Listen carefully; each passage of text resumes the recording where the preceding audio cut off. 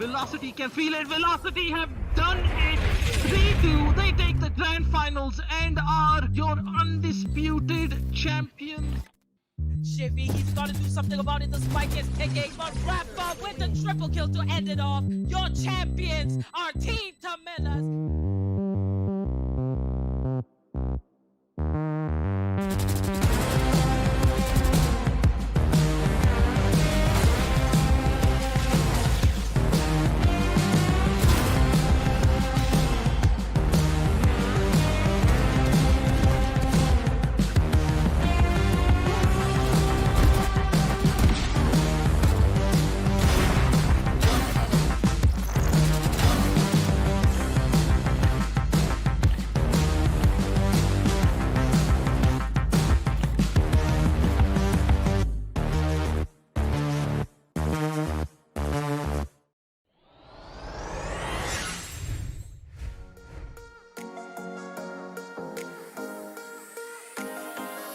My sky smokes will give us all the cover we need. Headshot onto Cyber, taking him down for a... Protect our homeland.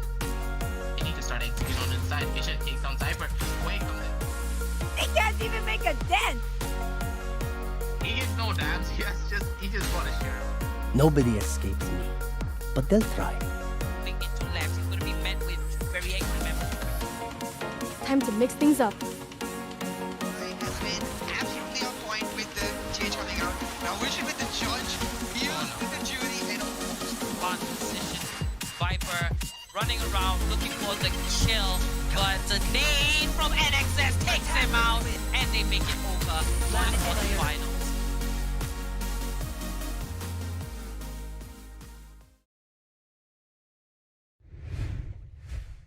Hey guys, and welcome back to the LG Ultragear TEC Challengers Series 4, powered by Ideapad Gaming and AMD. We have ACT as our fiber partner and AFK Gaming as our media partner. It's a new day and we are still in the upper bracket of the quarterfinals. My name is Apollonia. I'll be your host and caster for today. And joining me on the panel is Aggressive, caster and analyst. We're super excited because the first matchup here in the first half is going to be Team VILLAINOUS versus REBELLIOUS Gaming. So let's head over into the map veto screen and have a look at what we have in store. So Aggressive, how are you feeling about, VILLAINOUS and REBELLIOUS going up against each other?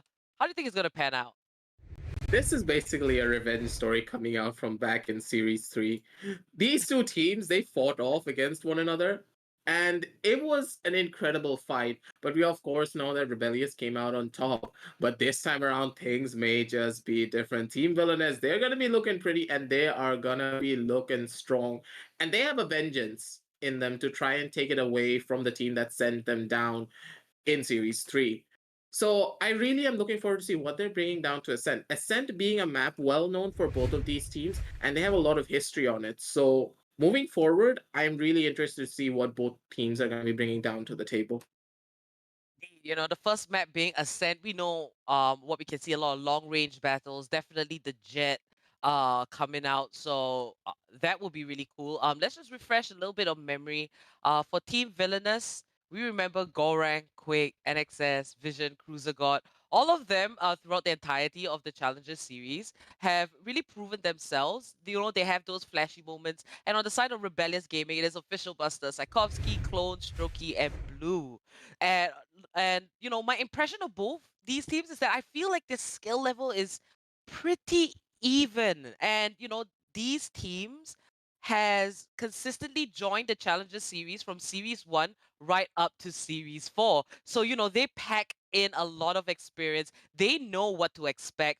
They understand how it's like to play under pressure. And here we see the compositions locked in. And there is, one deciding factor between the both. And we can see that, there is the Breach for Official Buster and the Cypher for Vision. So, a little bit of a different approach onto Ascent.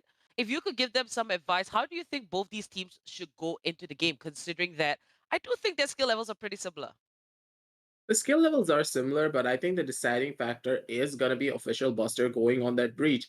if he's able to fully utilize all of the breach flash potential, all of his utility potential, then Villainous are gonna have the hardest time in the world trying to combat any of it because they have a raise, they have a jet, they have a breach. They have all of the key factors that they need to try and break down into a site. But the one thing they don't have in comparison to Team Villainous having Tchaikovsky on that Sova, they do not have a lot of intel to work with. So they need to try and break down into the lot of the sites. And if Team Villainous are able to counteract it all with their utility, they're gonna be looking pretty. And just as I say it though, it is gonna be Blue rushing in to try and get a kill, but Gorang answers onto Blue, and Enixis does go down from the side as well. One member has gone down for both sides. And they're slowly pushing their way towards that A short angle. Now Rebellious Gaming here starting out on the side of defense. Definitely pulling it back. They don't want to be too aggressive with their stance. And one more member goes down from the side of Team Villainous. The attackers, they got to figure out a way to make this work. Because ultimately winning the pistol round just sets you up for success. Brings a little bit of good momentum and puts you in a good headspace. And this is Clone here on mid duty with the classic. And Team Villainous, they're making their way onto the B site. The spike is moving. Tchaikovsky in the boathouse. He's just gonna dash out that bolt. And he's firing away. He's gonna find a kill. And that is Rebellious Gaming wrapping that up, taking the first round for themselves. Rebellious having no Sentinel when it comes to the defensive half. This is a very bold move to go up against Team Villainous, but at the same time, when you have such a composition, you can play a lot more aggressively. And this is what Rebellious is doing. They sent out a lot of their members right on the mid. They took mid control. They established it to make sure that no one can take it over, and they're forced to go onto this B side. And of course, we all know how good Tchaikovsky is when it comes to holding down a lot of these choke angles and holding down the back of site. He found everything that he needed to find, and that was a well-played round coming out from the side of Rebellious. Indeed, Tchaikovsky there. What? It's gonna be official Buster picking up a kill onto Gorang. That's a double onto Quake. And Blue chimes in with the goals. He finds a double for himself as well. Strokey wrapping that up. 3 kills on the board for Blue.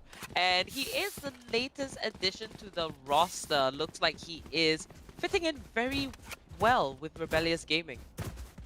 He's fitting in well, he's doing what he needs to do, and this allows Official Buster to actually go into the breach. The team is well known for being very flexible, but Official Buster, he has two specialities, being the duelist and being the breach. Blue coming in and actually being able to take that spot for Official Buster so that he can play a much more supportive role and actually help his teammates a lot more. It's gonna bring a lot more versatility down to the table and a lot more of the X factor, which is his breach playstyle. And that thing alone could be the deciding factor to take this win against Team Villainous, but this is gonna be the buy round for the side of Team Villainous, so let's see what they do. But seemingly it's gonna be a first pick off onto Clone going onto Vision, and Vision does go down. This time he's on the Cypher and not on any sort of a duelist.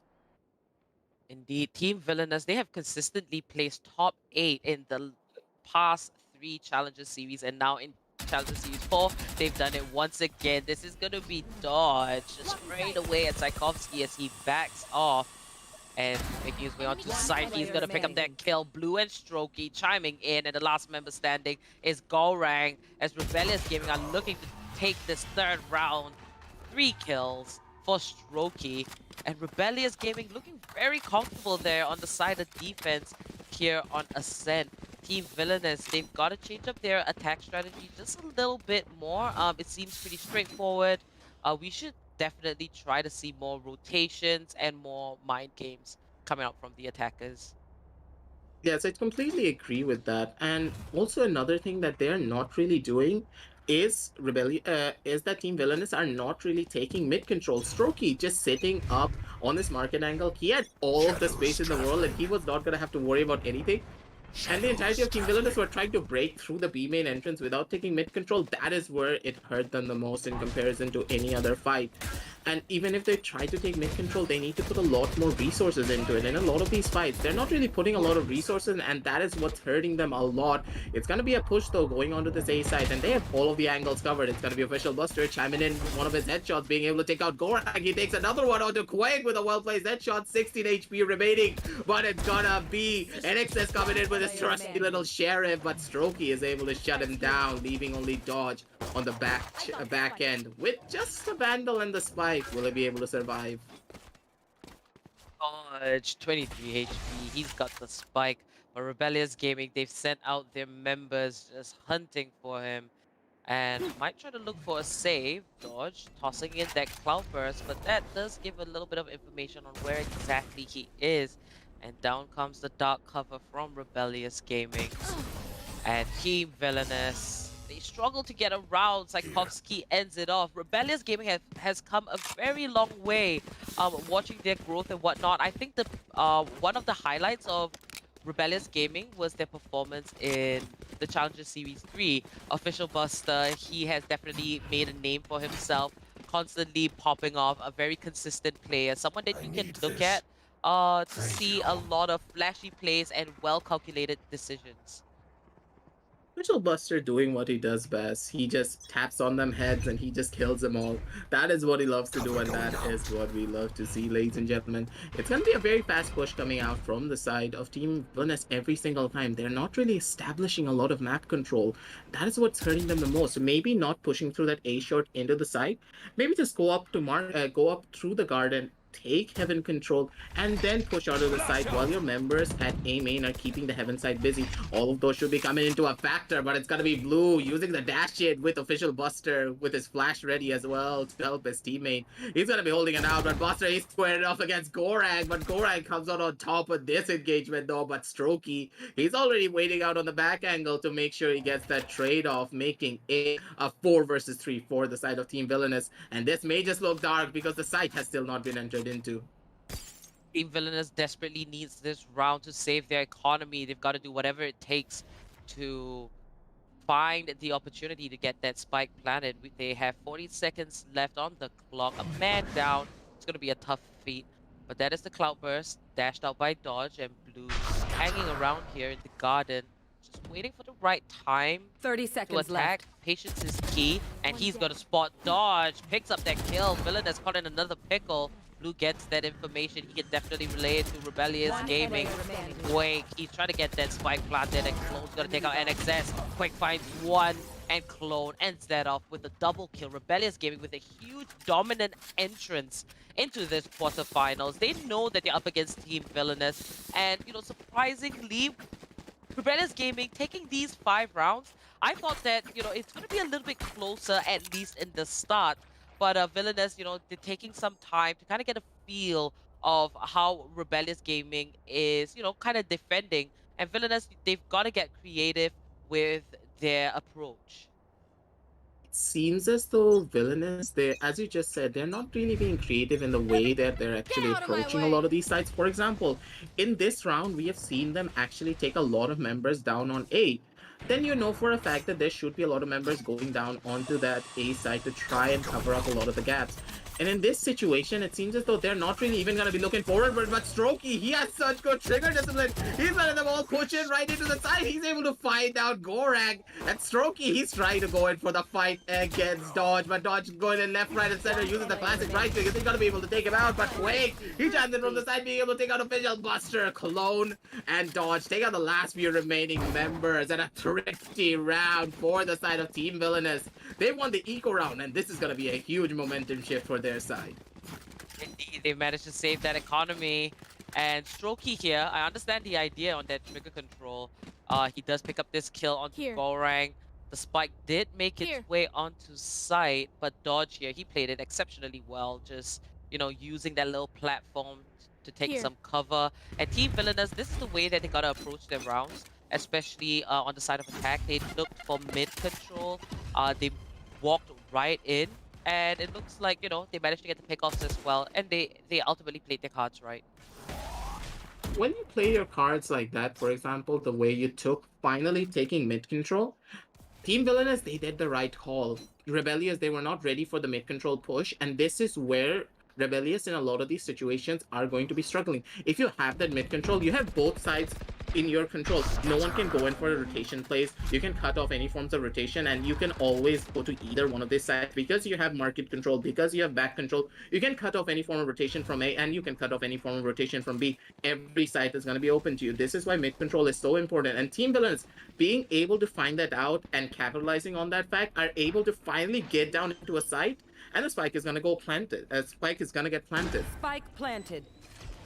With a huge amount of time to spare, Team Villainous, they got the man advantage. Two ultimates very much ready. NXS, he's gonna take down Tchaikovsky. Strokey finds a return kill, and official Buster launches out that rolling thunder. He is on side. Quake takes out Strokey. Buster is the last man standing. Looks almost like an impossible retake as Team Villainous are looking to show themselves. Second round for the villains. And that is the Team Villainous that we know. The team that is able to execute really quick strategy because usually they are a very aggressive team when they have Gorang on that Omen. You know, we were talking about it before the match started. And, you know, when Gorang is on the Brimstone, we tend to see a more passive side of Team Villainous. But definitely up against Rebellious, I think aggression is the way to go. But it's got to be calculated aggression. Rebellious not really having a Cypher on their team will allow you to go for a lot of these aggressive plays because Rebellious, they need to play aggressive themselves. If they don't really play aggressive, then they don't really have an advantage on their side because Team Villainous having that Cypher, having that Sova, they have a lot of intel to work with in comparison to the side of Team Rebellious having only that one intel character. They don't really have a lot of stopping power when it comes to very blunt force pushes, especially on the mid side. They don't have a lot of stalling potential, and as soon as they lose mid control, you are gonna be in such a world of pain because B side needs to be double health, otherwise you cannot hold it alone. And A side needs to have at least at the bare minimum of 2 to 3 members, otherwise that side is gonna be completely ran over because of the short angle, because of Heaven, because of A main. All of these factors come into play, and when you don't have that one Sentinel character, Rebellious, they're gonna be struggling on this defense, but as soon as they go on to the attack, that's a completely different ballgame. Indeed, let's pull up the scoreboard and have a look at how everyone is doing. Strokey right up there with 9 kills for Rebellious Gaming. And right behind him, you see official Buster, Blue, and Clone. So Tchaikovsky having a little bit of a tough time, but you know about Sovas, it's always about the utility more so than the kills, as long as you get that information. But hey, we love a Sova that can pick up those frags as well, especially with the Hunter's Fury.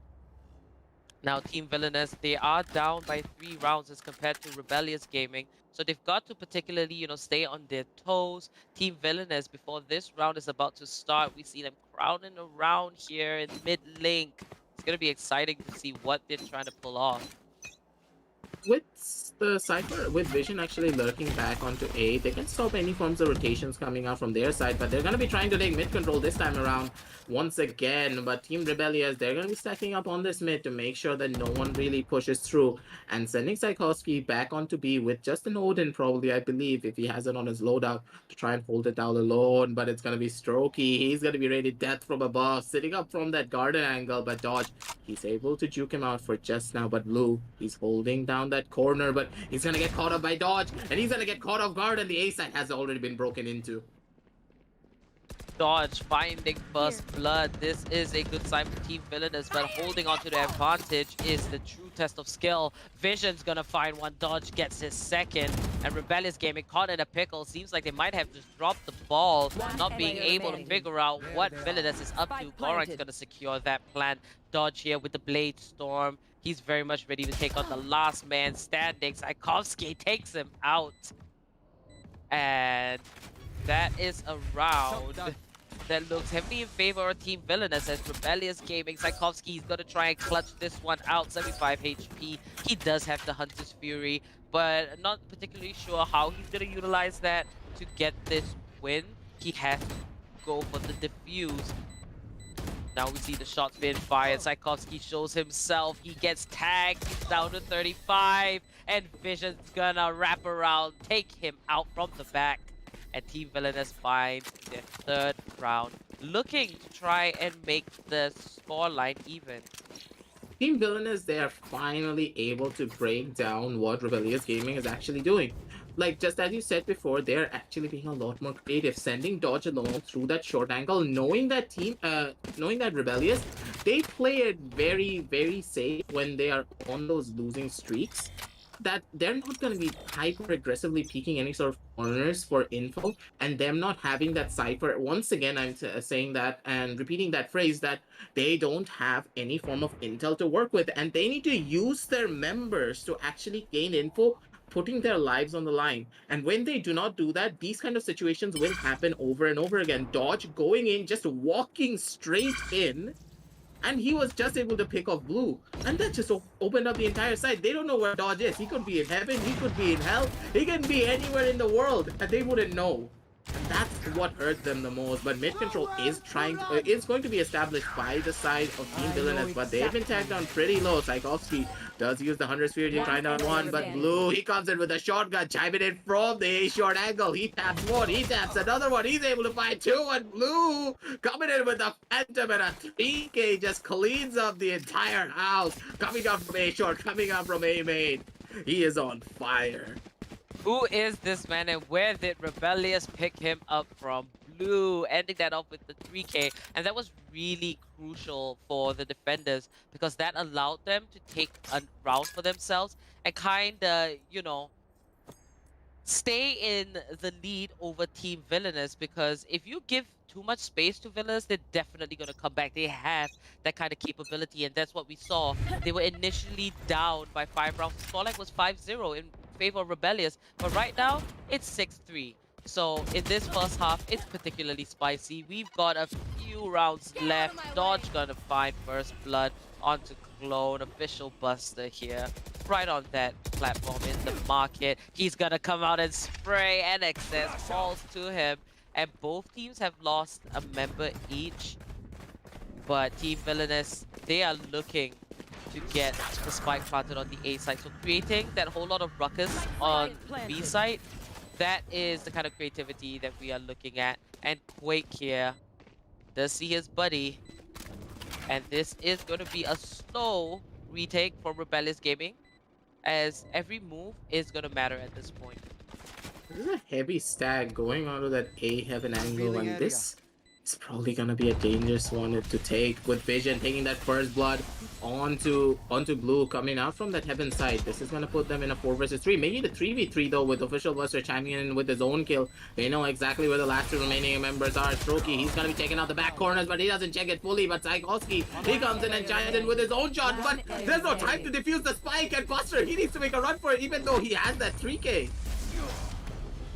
And Buster gets caught right in the back by the spike explosion. Team Villainous successfully able to buy enough time for that spike to go off. And hey, a strategy is a strategy. We did see one member survive on the side of Team Villainous, so that's really good for them. Rebellious Gaming, it seems like it's slipping away. Villainous has got them figured out. And you know what is really interesting about both these teams is that, you know, sometimes they make the decision to be aggressive, sometimes they're passive, and it really depends on which team can kind of find a small opening. The moment they get the first kill, it's usually where, you know, it ends up much better for them. Deploying drone. When you think of Team Villainous, the way that they're adapting and the way that they're switching out a lot of their playstyles, they're keeping Rebellious guessing. The one thing that happened in the very beginning of the round, that they were constantly being the same team over and over again, but now they're getting into their head. They're trying to take mid control, they're trying to take left side control, they're trying to take B, A, all the control in the world just to make sure that they bait out Rebellious. Just as you can see, Vision, he's the only one chilling out on this back side, and he finds another one onto Cologne, and Quake comes in from the side. He's able to pick up Strokey, but Tchaikovsky, he's able to answer back on the Vision, but Blue, he knows where the last remaining member is. It's gonna be Quake going in with a jiggle peek, being able to take out Blue. He tries to go in for another one, but at the same time, it's gonna be a Nexus, cleaning up the last remaining member. And they're looking so pretty and so strong. Team Villainous, they're inching their way closer to a tie. And the last round before the swap, that is going to matter, because if Rebellious picks it up and they get 7, That means, you know, the first half they maintain that 2-round lead. And a lead is always great, but if Villainous does get the round, it means that nothing is gonna stop them at all. I mean, from 5 is to 0, and coming back now on the scoreline 6-5, it's absolutely nuts. And that's gonna be Blue and Global finding kills. And Villainous caught in a pickle. Rebellious does not want to end the first half in a tie at all. Claude takes out Gorang with a brilliant headshot. Last two members of Team Villainous, particularly far from the spike, but that's the NXS looking to retrieve it and try to go for the plant. Quake here with the Hunter's Fury, and he finds the kill onto official Buster. But there's a lot more to do. NXS shot down to 9 HP. He's got to make this operator work, and this is going to be a tough task as Quake is finally here to back him up. Claude holding this angle, a good choice, I must say. No abilities available, so it's just a raw aim that he's got to rely on. If he does go down, it's going to be probably significantly a little bit more difficult for Rebellious Gaming. Now Blue's going to find that kill, and they know the last man standing is Quake. And Saikovsky takes out that clone of his. The first half ends off 7-5, heavily in favor of Rebellious Gaming. Rebellious do have that in their favor, and I have to say I really love the plays that Rebellious are coming through now this time around. They had a lot of broken buys, they didn't really have full guns on their favor, but they were able to make it work with their own hyper aggressive plays, because over and over again I have stated that Rebellious, they have a very hyper aggressive composition without having that sentinel, and if they're able to use it and go into a lot of the situations head first because they have that breach flash, they have all of the flashes available, they can just chime in, take control of the entire side, and just catch Team Villainous off guard. And this is gonna happen even more when it comes to the attacking half, because they have such raw burst power. This is gonna hurt even more, but with official Buster chiming in with his shots as well. The Paranoia does connect on one, but not onto Buster, allowing him to get that clean kill off, making it a 5v4 for the side of Rebellious. 7-5. This pistol round is all about accuracy here in the second half. Rebellious Gaming looking to attack, and they've successfully taken out one defender. That's ultimately what you want to do. And as they move into in the mid court, yeah, they're looking for that control. Official Buster leading the charge. Very typical of the initiator role that he is playing. NXS is gonna find him, takes him out with the Sheriff. Nice done, the Cloudburst. Just gonna cut off some vision. Saikovsky picking him off in what looked pretty amazing. Just a blind shot there. Vision and Blue 1-for-1. And Team Villainous 2-man retake. Quake successfully takes out Saikovsky, but Claude is there for the return. And it's all down to Gorang 1v2. And it seems like he might be having a little bit of an issue just staring at the wall. And that is Rebellious Gaming with a total of 8 rounds.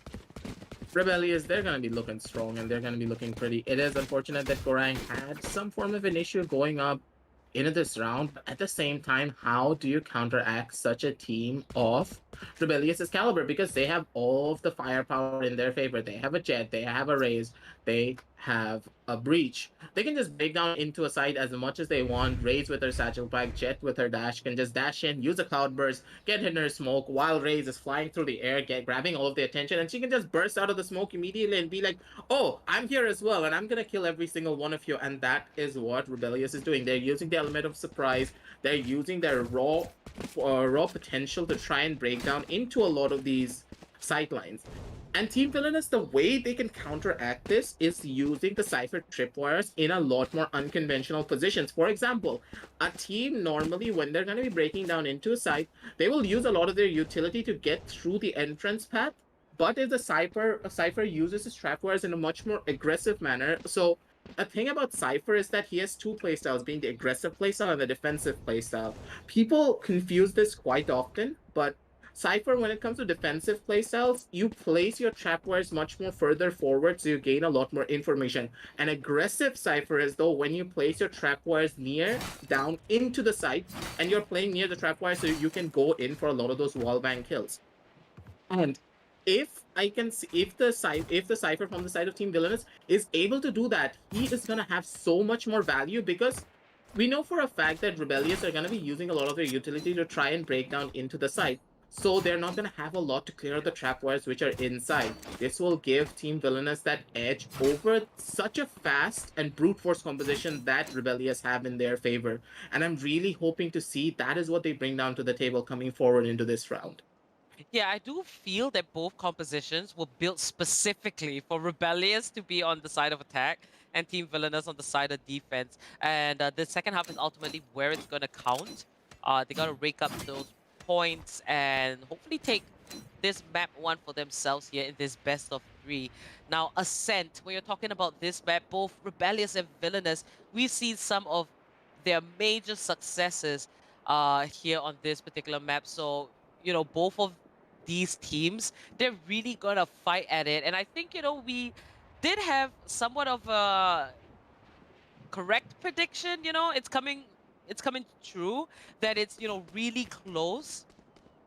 Now, Rebellious Gaming, they made a huge name for themselves last series. And right now in Series 4, they're looking stronger than ever. And as for Team Villainous, you know, they're very consistent, always in the top 8. They don't shy away from hard work when it comes to, you know, climbing from the lower bracket itself. So, you know, both these teams, they've got a strong mental.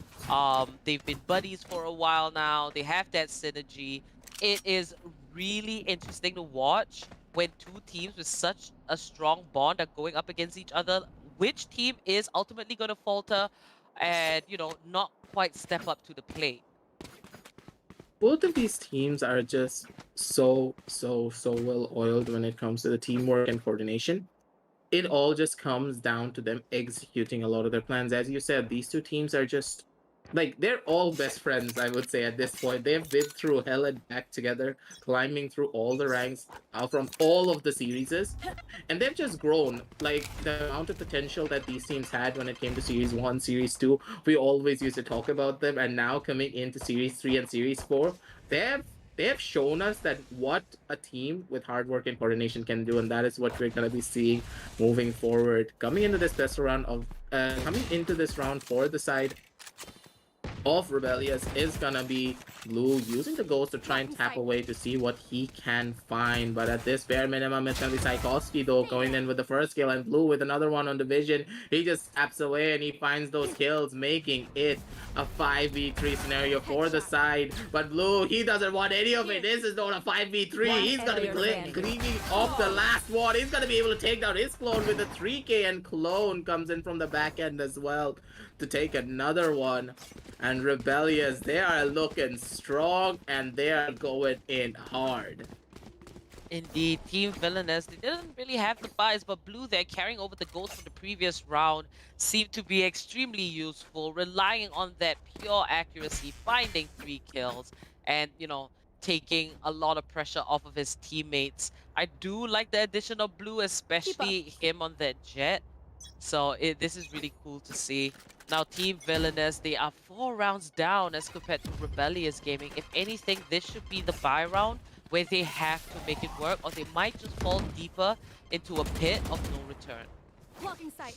When it comes to this round, the thing that Villainous did wrong was they should have just played a bit more passively. This was the eco round for their side, or maybe just 5-man rush down to the mid to try and see what they could find. Not really a lot of damage being done towards the side of Rebellious. And just as I said though, NXS chimes in with a double kill from his side and Quake onto one as well.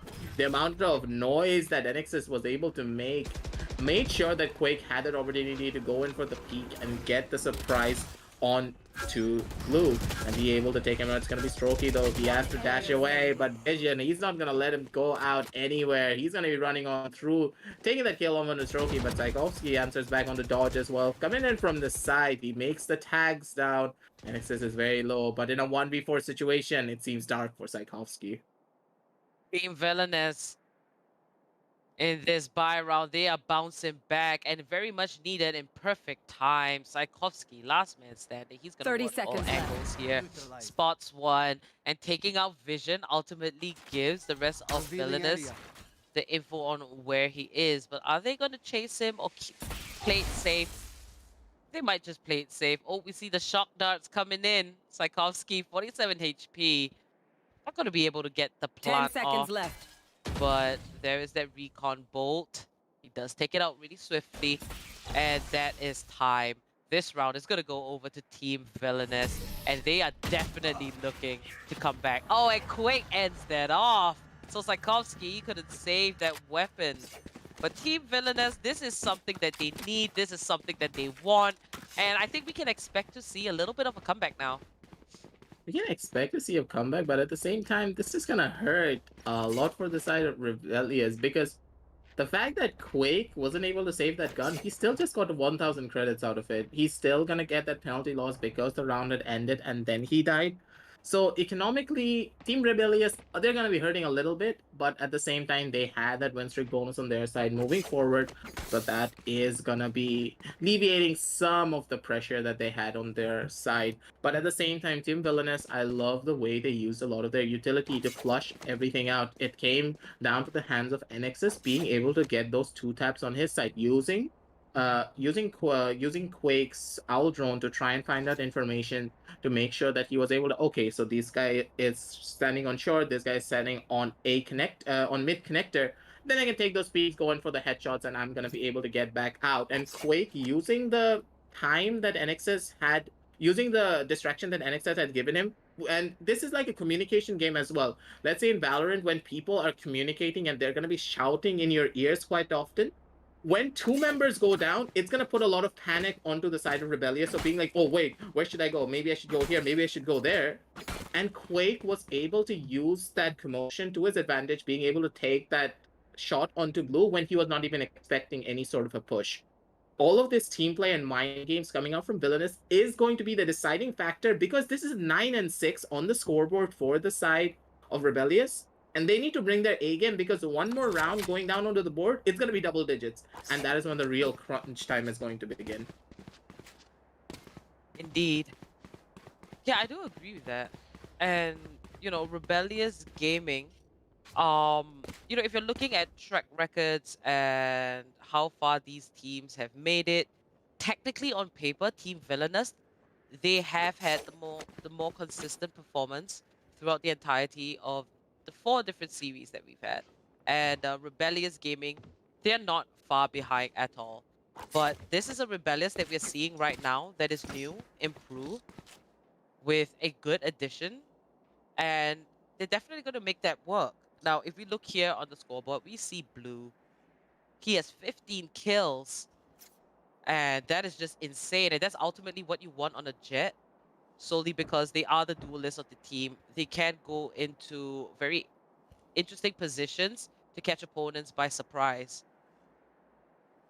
And here we see Dodge also leading for his team on Rebellious Gaming. So both the Jets, they're getting to work. I would like to see NXS perform a little bit better, like how Clone is. And, you know, Controller life will always leave you behind when you have, you know, your dark covers to put out, when you gotta use that utility. Basically, your only existence when you're on things like an Omen, on a Brimstone, is to just smoke for your team.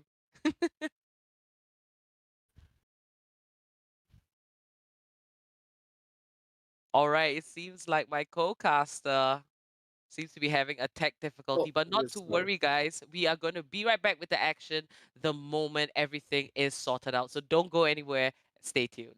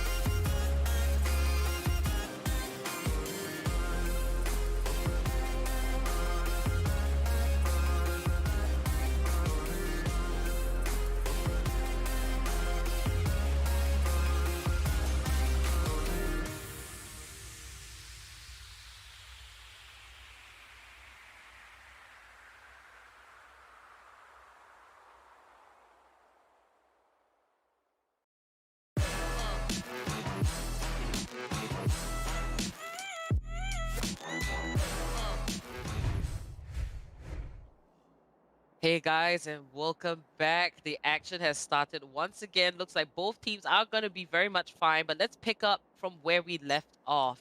Now, Rebellious Gaming here on the side of attack and Team Villainous on the side of defense. This is the second half, and Team Villainous, they are looking to try and make a comeback in the hopes of taking map 1 for themselves in this best of 3 in the quarterfinals here. They're looking to close it all out, and it was a small break, maybe a tactical pause to think about what kind of strategies they can come up with, but at the same time, it is gonna be their game. Clone, though, is already down onto the side, being able to take out Gorag. He's gonna be moving out forward, but the Recon Bolt does spot him out, and he knows exactly where they are. It's gonna be a 4v3 situation for both teams, but the A side has been conquered by the attackers, and the spike is slowly making its way through from the A main side to try and take control, but side control is slowly being established, but area control is slowly being established, but Clone, he has something to say about it. He's able to take out Quake. He only has a couple of HP remaining for the side of NXS. Will Clone be able to take out his own clone and come out on top is the real question, but Blue, he's able to answer back onto Dodge. He's going to be able to take him out, and Clone, he's cleaning up one after the next. 3 kills for the side of Clone, and he's looking to shut down NXS as well, who only has 9 HP sitting out on this back corner. He tries to go in for a push, but NXS, he's able to take him out with a well-placed headshot, but at the same time, it's gonna be Blue coming in from the side with a well-placed shot onto NXS to take him down. And ladies and gentlemen, it's gonna be another round for the side of Rebellious Gaming, going 10-6.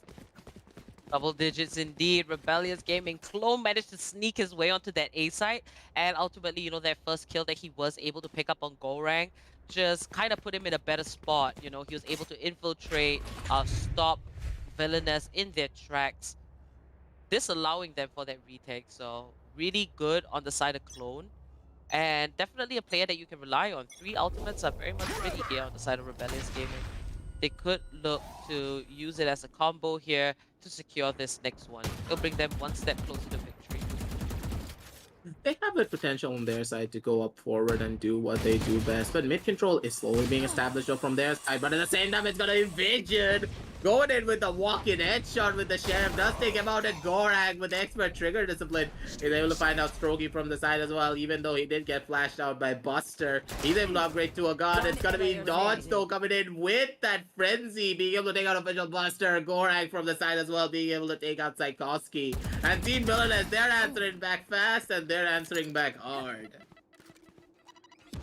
And that's a perfectly placed nade. Clone, he finds the kill onto Dodge, and he's just gonna run his way onto the B side, but he's gotta be careful. 1v3 scenario, and if he does clutch this out, it's gonna be insane. That's a triple for Clone as he's looking for the 4th member. He's gotta be looking in the right direction, but a thrifty round for Team Villainous as they look to bounce back. And that is the strength of Villainous. I'm so torn between both these teams. You know, Rebellious Gaming, overall, they've been a lot more consistent. But you see these rounds, like these thrifty rounds, I believe it's the second that Villainous has gotten.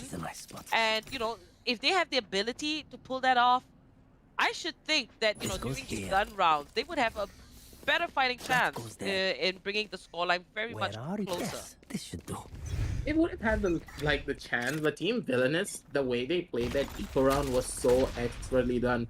They played it as a team. They waited for the hyper-aggressive pushes of Team of Rebellious Gaming, because they just waited it out and was like, okay, boys, let's just wait and see what Rebellious do.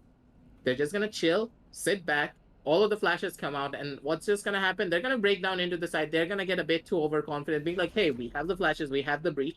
We can break it down into the side and nothing's gonna happen to us. But at the same time, when you play it slow, when you play it smart, that is when Rebellious are gonna have to check a lot of their corners properly. And when you don't, that is gonna hurt the most. And here we see Vision already going in for the much more hyper-aggressive Cypher trap placements. And this is where it's gonna hurt the most. Vision is able to take down one onto official Buster, and that is all that he needed to do. Dodge though answers back with his own operator shot, goes in left, right, and center, but Clone, he uses the showstopper to take him back out. But Gorang, he spots up Tchaikovsky first and just lands a bullet straight to his head, and it's gonna be leaving Blue and Clone coming in from the sides as well to try and clutch out this round. They are so low, but Eric says he's able to answer back with his own headshot, and Blue, the last remaining member with just the operator.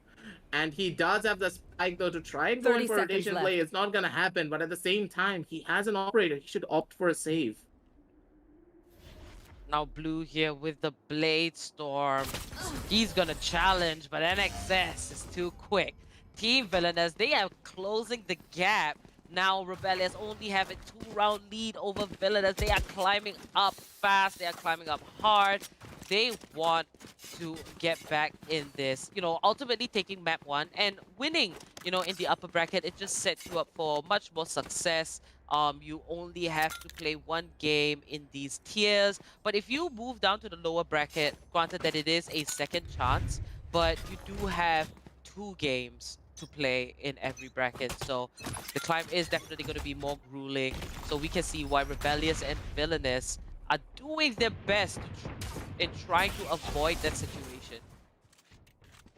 The way that they are approaching a lot of the situations, it's interesting to me because Rebellious, they initially go in for a lot of the mid control pushes, but as soon as they fail, they do not try to force it or try to gain that ground.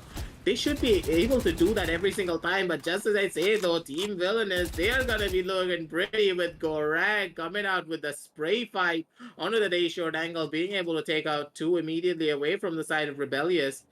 And again, they're trying to break down into this A side without taking proper mid control and A main control. So it's gonna leave Gorang just having to worry about one side, and they're not gonna be able to break down or try to force their enemies into a rotation play or give them a proper thing to worry about as they're gonna be moving forward into a lot of these rounds. This was the eco round though for the side of Rebellious. So let us see what Blue and the other 2 remaining members are able to do. Villainous 5-man strong. 30 seconds left. And a very seesaw type scenario. NXS gonna find Strokey and Blue gets the headshot. Quake finds the revenge and Clone, last man standing. Quake is gonna dash in that shock dart. And that's Team Villainous. 9 rounds, just 1 away from getting a tie. Now Clone there with 20 kills is just absolutely nuts, overtaking Blue. And we can see the number of kills now on the side of Rebellious Gaming is definitely struggling. They were ahead initially, but as Villainous is looking for the comeback, they are definitely, you know, overtaking Rebellious here. But now that the eco round for Rebellious is over, if they don't secure this next round, it might actually be a shift of momentum in favor of Villainous. It may just be a shift, but at the same time, again, another fast push coming up from the side of Rebellious.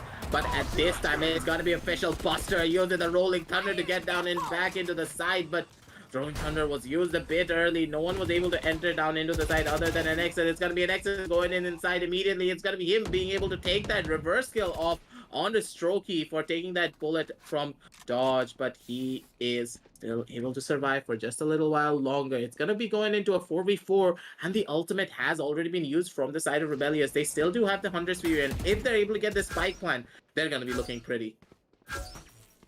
Now Clone here, location revealed, but he's pretty much going to stay safe. The dark cover comes out to block off a little bit of vision there in the market. And that's going to be Buster fighting NXS. Team Villainous, they are ready for the retake. 2 members dangerously low on the side of Rebellious Gaming. And Vision, Tchaikovsky, I know both exactly picking up a where kill for themselves. And Neural Theft has been dropped on the side of Villainous. Hunter's Fury is here, 30 and seconds they left. are trying to get a kill, but Tchaikovsky manages to juke. He's going to plant the Spike spike. Villainous, they are healthy, but it's a 2v3 scenario. So let's see who's going to come out on top. Vision takes down Blue, and Rebellious might just have an issue here. They needed this round. Tchaikovsky waiting very patiently. Buster going to throw out the fault line. Tchaikovsky takes down Vision, and they are going to spray, buying some time to play with the emotions of that Solver on the side of defense. Quake is trying his level best, but Buster puts a bullet, ends his misery. And that is going to be 11 rounds for Rebellious Gaming, inching closer to victory and possibly securing map 1. That was a well-disciplined played round coming out from the side of Rebellious. They waited it out and they did not push in fully. They only sent 2 members in, they only sent Dodge in to go in and clear the site, trying to find 1 kill at the bare minimum to see what he could find. But at the same time, there was 2 members Dodge being able to take out one was able to even it up just a little bit, and Buster, still being alive, was able to use a lot of his flashpoints to try and gain that side control. And mid control was also established at the same time, so market push did come through, allowing them to break down into the site immediately and take a lot of those angles. But at the same time, the way that they held the post-match scenario was so beautiful and so crisp. They didn't go for the peak. They didn't go in for the ego battles. They played it slow. They played it calculatively. And that is what gave them the win over Team Villainous. And this is now 11 rounds on the board for the side of Rebellious. One more round to go into overtime. And Team Villainous, they need to fight hard, because going into that overtime, giving Rebellious that chance to close it out when your money is going to be hurting the most, you don't want that, especially on a stage like this. Indeed, and this is Blue looking for a cheeky kill, and Dodge is just too quick, but Strokey returns it. You could say worth. Two members of Rebellious Gaming, they are down. Villainous looking pretty strong. They're holding their ground. Not gonna push on and be particularly aggressive. We did see the paranoia out of Tchaikovsky. Spots out 30 the Omen. seconds left. Shot down to 57 HP. Rebellious Gaming has to approach this very Revealing area. carefully. Do see the dark cover. Just trying to limit the entrance Our onto spike the carrier A is side. dead. Tchaikovsky, he's gonna push. He wants to look for the fight. One All player right, standing. just keep it safe. Vision's gonna take out Clone, and the last 10 member here seconds is left. Tchaikovsky. 10 seconds on the clock. Spike is nowhere close, and Vision finds another for himself, and that is going to be double digits for Team Villainous. That is insane. That is a comeback, and you know, we might see overtime here. Aggressive. We might just see it, but at the same time, the way that Rebellious they're going, like, as we said before, this could be a back and forth game. And it's finally happening, especially when it's going into the double-digit rounds over and over again. It seems as though Rebellious, they had that advantage going into a lot of these rounds. But at the same time, the way that Team Villainous are playing, using the Sentinel in a much more of an aggressive manner, allows them to catch Rebellious off guard every single time. They're like, Vision, oh wait, where are you going to be playing? He sometimes plays in health, he sometimes plays in the cubby, he sometimes plays behind the generator. He's like everywhere, and pushing down into this A side is so dangerous. You should not even try to do that. Other than that, taking mid control is going to be important, and every single time Rebellious, they're not taking that mid control, and Team Villainous, they're able to capitalize on it, making sure that their rotations coming out from A short, from Heaven, all of those are able to take free reign and take free area control away from the side of Team Rebellious. The scoreline is tied. 11 is to 11. It's gonna be a grueling one. Rebellious Gaming and Team Villainous. What really kinda you know, what really proved to be true is that both these teams are on an equal skill matchup. You know, I was kind of hoping, hey, this is my prediction. Am I going to be correct? You know, maybe one of these teams are going to show us something that we've never seen before and take us by surprise. But there it is. NXS going to find the kill onto Official Buster. Blue there returning it. And he is on side, dashing out that Cloud Burst. He does have the ultimate in hand and double up trap. Golrang's gonna find Strokey, and Vision is taking out Clone. This might just be a comeback from Villainous. They could find match point. Blue takes out Dodge. Tchaikovsky, he's gonna find Quick, and Golrang takes out Tchaikovsky. Team Villainous, they want match point. They are fighting hard. Rebellious was in the lead majority of the time in this map number 1, but Villainous on the side of defense, this is Golrang's special. He is the man when it comes to smoking, playing a very defensive position consistently. You know, usually we see players changing it up, but he has definitely the recognition, and this is smart. They see the spike and they are just gonna watch the spike instead. Now Blue, 21 HP, he's gotta move forward, but that's gonna be a triple kill, and Team Villainous secure match point. Now this next round aggressive could be really spicy. This would be the deciding factor round indeed, but at the same time, Rebellious, it seems as though they're faltering. They are getting flustered. Blue, he just ran down into the site and no one followed him until it was extremely late. And I have to give it to the side of NX's though, as he just stayed inside of that boathouse, giving the fake impression that, yeah, the site is clear. Blue's like, okay, boys, come on in. The site's clear. It's all gonna be fine. And just immediately, we're gonna be seeing NX just be like, nope, the site ain't clear, boys. I'm right here and I'm gonna take you all out. And that is what we are seeing coming out from the side of Team Villainous.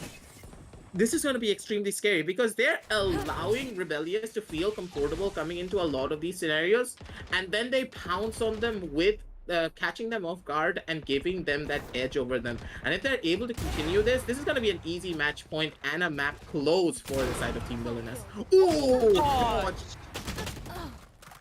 Oh, and Saikovsky picks up that kill, but that was a pretty sick shot there, just looking up. And, you know, sometimes we talk about how, you know, it's not very natural when you're opping to kind of just look up. It's usually left to right. But, man, if you are up against a Jet, you gotta learn how to do it, and do it like Dodge. Now, back into the game, 4v4. This could be the last round for Rebellious Gaming here. Fighting so hard to get 11 rounds, and now Team Villainous get match point. These defenders could close it off and, you know, safely secure map 1. Now NXS is gonna fight Clone, and that is massive. NXS stepping up when it's really needed. These are the crucial times where your performance is going to matter. And that is official Buster. He's waiting by A long. They want to attack Team Villainous. They've come in with the rotate. Is it smart? The spike is ticking. Buster just waiting for the right time. And the only one with an ultimate is Vision. He's gonna take out one, Quick finds one, so does Gorang, and that is gonna be a defuse. Team Villainous, from what looked like a losing map, came back and they have found the win. Team Villainous take map 1 here in the quarterfinals. Them taking this map is going to be a huge momentum shift, and it is going to be a huge upset as well, because Team Villainous, they are getting the revenge story that they wanted coming out of Series 3. They're able to take down Rebellious Gaming, and they're going to be sitting happy, and they're going to be like fist bumping all over the place, because this was a very dominant fashion in the way they won it. Yes, of course, the scoreline does show 11 and 13, but the way that Team Villainous played, a lot of their strategies, even though had a very shaky and rocky starts, they were able to take control of the entire game. When it came to the defensive half, when it came to switching sides, they had that potential on their side to move forward. And even though I gave the benefit of the doubt to Rebellious having that breach, there were small things that they could have done better, but we're going to be talking about that real soon. Alright guys, let's head over into Relive the Moment, brought to you by Ideapad Gaming 3 notebook, powered by 4000 series Ryzen processors, perfect for gaming and multitasking. And let's talk a little bit about what went down. So, you know, I think map 1 was extremely close. I mean, come on. The scoreline is 13-11. Majority of the time, Rebellious Gaming had the round leads, but Villainous just picked it up towards the end. And I think, you know, being able to work under that kind of pressure kind of just shows that Villainous being able to place consistently in the top 8 time and time again for the last 4 months. That is the experience doing the work. NXS getting those crucial kills in that last round, helping to secure that round, was huge. Vision, clearly very high on the board there. He did amazing as a Cypher. And I remember when Vision was first on to the scene, you know, he was on that raise. But that's not going to be him anymore, it's going to be NXS. But, you know, I do also want to say that Clone played exceptionally well on the side of the Rebellious game.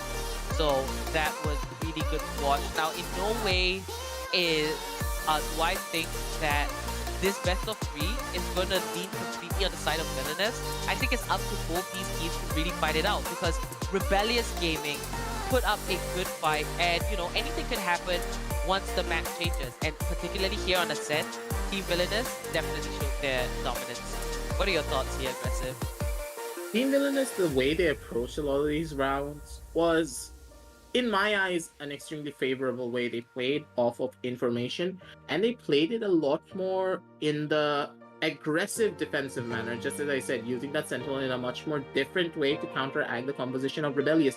And Rebellious, in a lot of situations, I've seen them getting flanked when it came to the attacking half. Them not having that Cypher for that flank route check, and they have to swarm down into the site and hold the site alone. because they don't know where the enemies are going to be coming from, and their composition is just so, I would say, one-dimensional in a way, because they need to play aggressive with their set composition.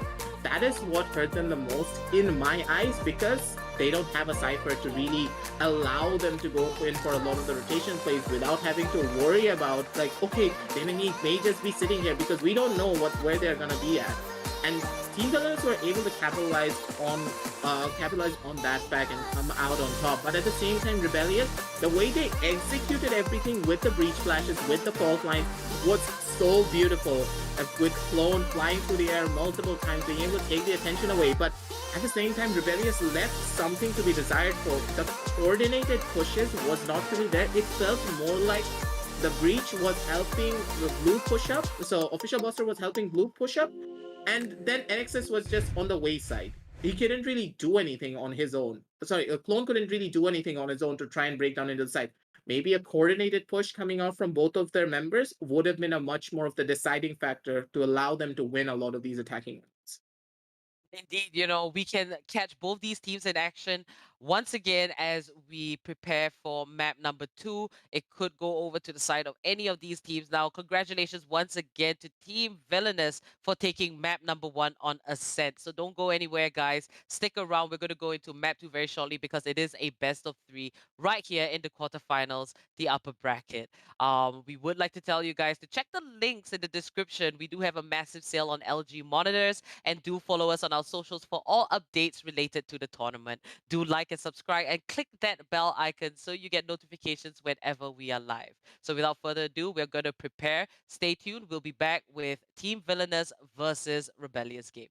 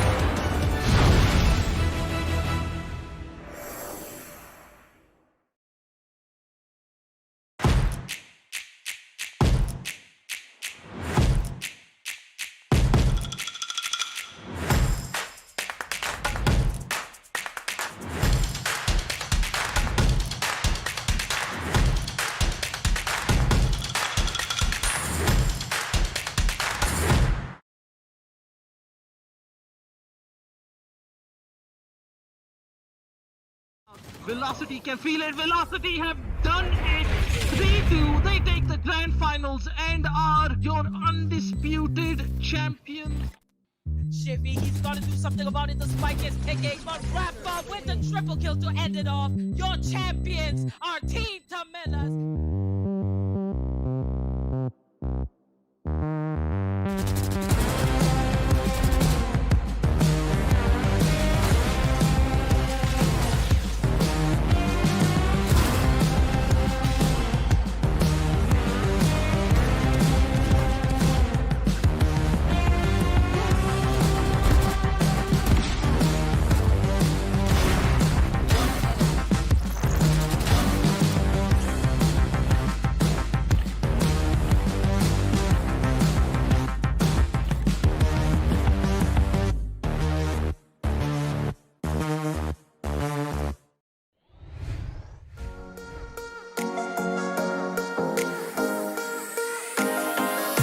Oh, okay.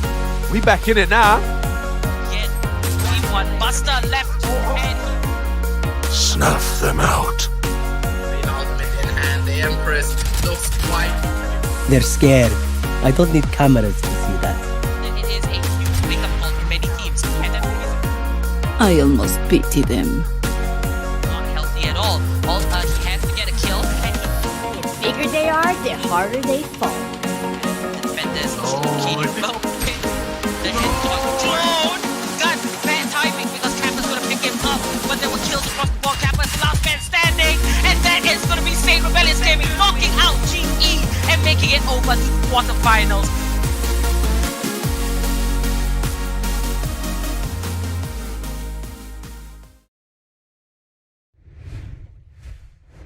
Hey guys, and welcome back to the LG Ultragear TEC Challenges Series 4, powered by Ideapad Gaming and AMD. We have ACT as our fiber partner, and we have AFK Gaming as our media partner. Oh my gosh, I had a little bit of a brain fart just thinking about how that first map went down. It was absolutely nuts. So Team VILLAINOUS, they took a scent for themselves. The first map in this best of 3 here in the quarterfinals. So right now we see the map screen. It is going to be map 2, and that is Haven. So, you know, aggressive. Looking at this, VILLAINOUS and REBELLIOUS are just so close in skill.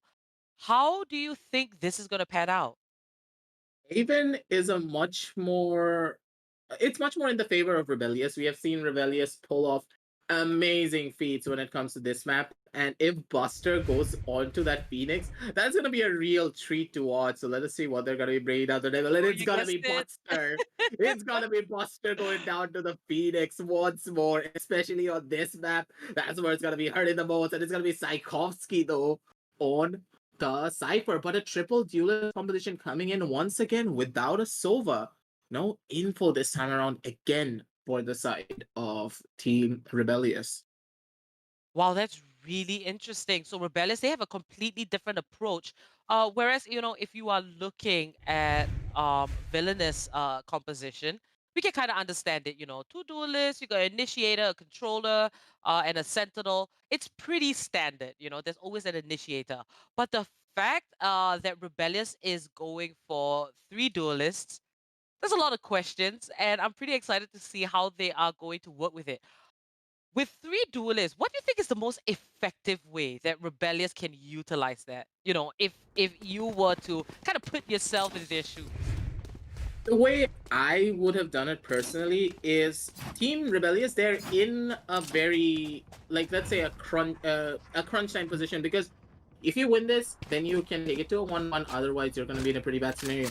So them using a composition like this, they need to play it fast, and they need to make sure they take the fight to VILLAINOUS, because they have the firepower, they have the flashes, they have the manpower to do what they need to do, taking a much more aggressive control of Garage. And that's just what we are seeing coming out from the side of Rebellious, being Clone and Blue sitting up on that side. They're able to take control of that, and then they're leaving Tchaikovsky alone on that A side, who for sure they can hold it down, and they're completely stacking onto the left side even more. But Vision, he is able to find Tchaikovsky, who does take a very aggressive peek coming out on that A angle. It's gonna get taken out. It's gonna be Dodge coming in with his own headshot, being able to take out Buster, and side control has already been established.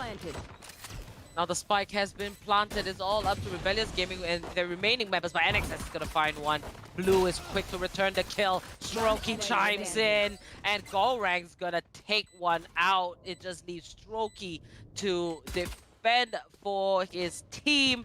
But this is a tough ask. You know, he's gotta defuse the spike. He's gotta take down 3 members of Team Villainous, and you know, can try to expect it out of him, but that is a bit difficult. Golrang's gonna end it off, and the first round goes over to Team Villainous.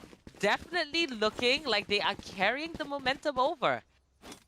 Villainous, the way that they won that round, in my personal opinion, feels like a small mistake coming out from Tchaikovsky. Him being a lone Cypher sitting up on that A side, he took a very aggressive peek and not using his camera instead.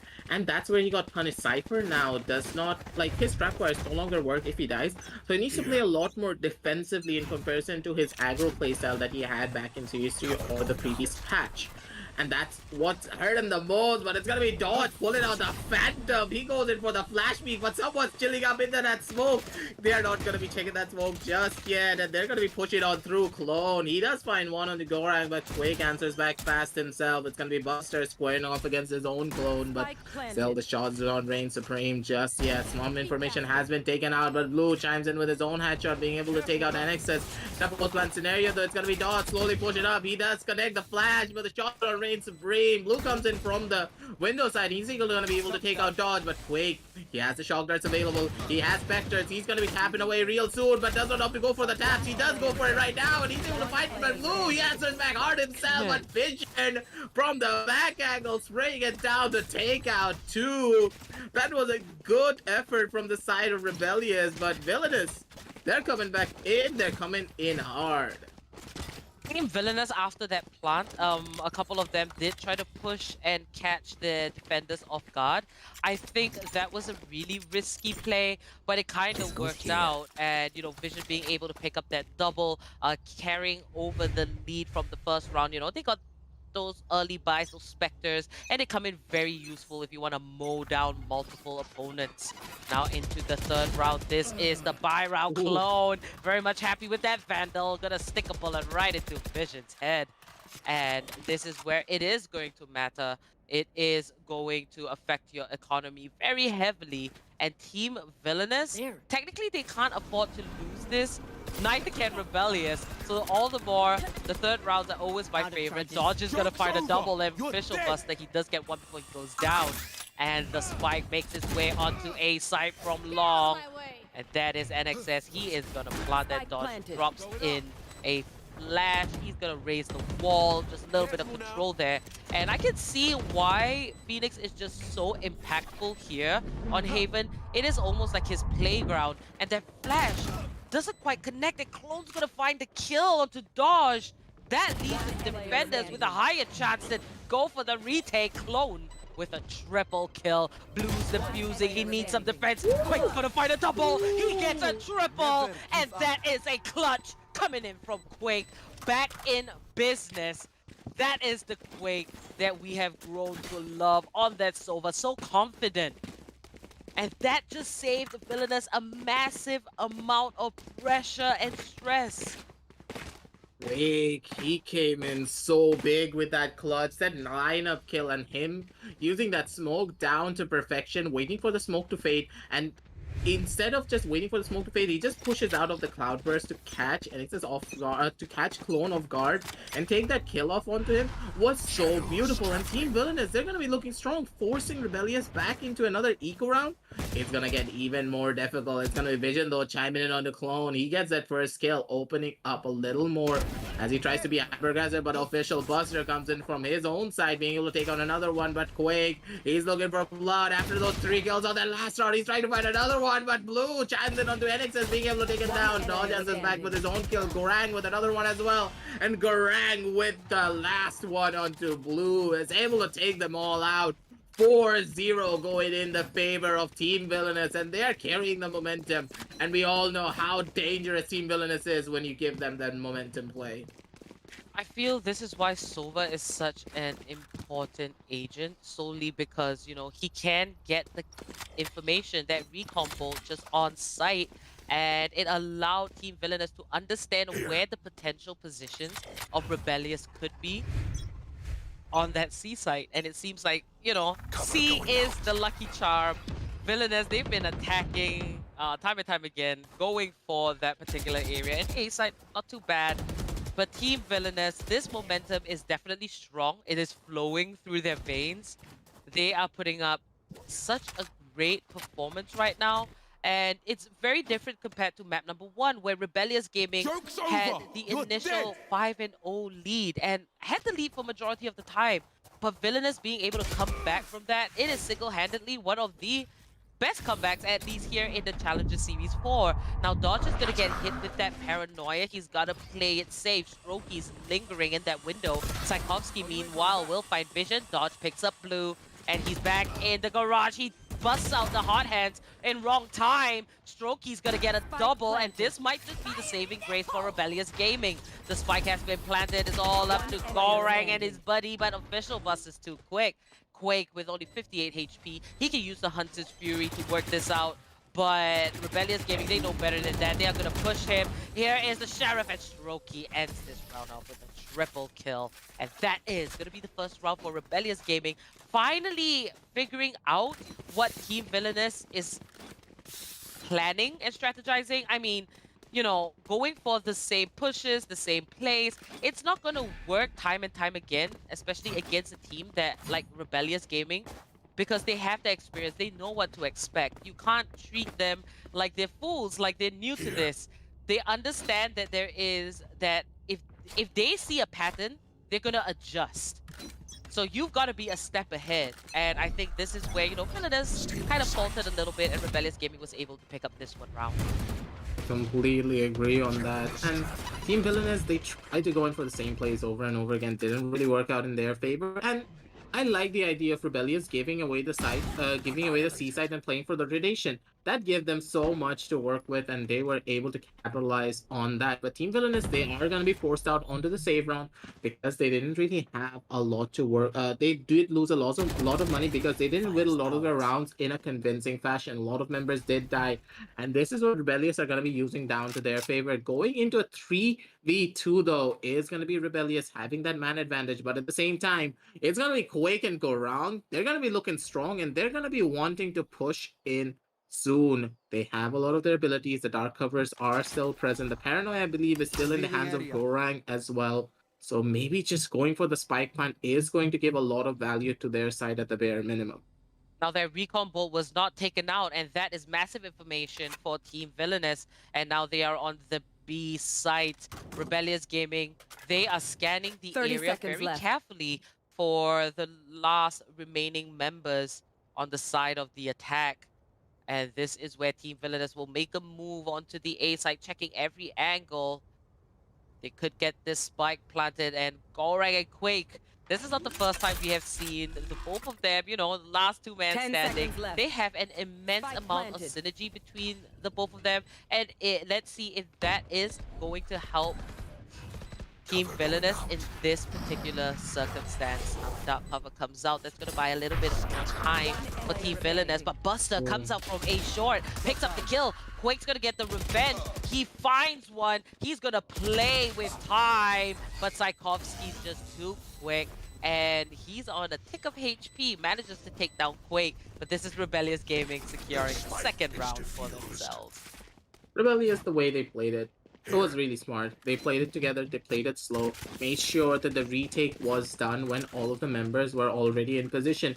Buster coming in from that A short angle was able to give a lot of, able to make enough commotion so that that the entirety of the other members can come through immediately from the A CT angle to try and get back down into the site. They can play it together, they can play it for their trades. And Rebellious, they're playing it smarter, and they're able to catch Villainous off guard with their own team play.